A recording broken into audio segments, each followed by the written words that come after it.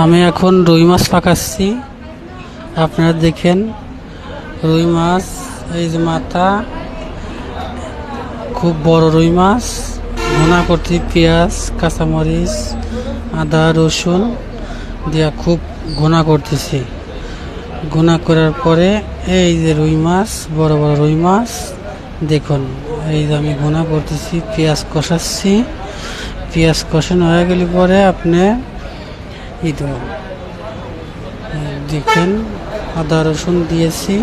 আদা রসুন দেওয়ার পরে ভালো করে কষায় নেন। কষা করে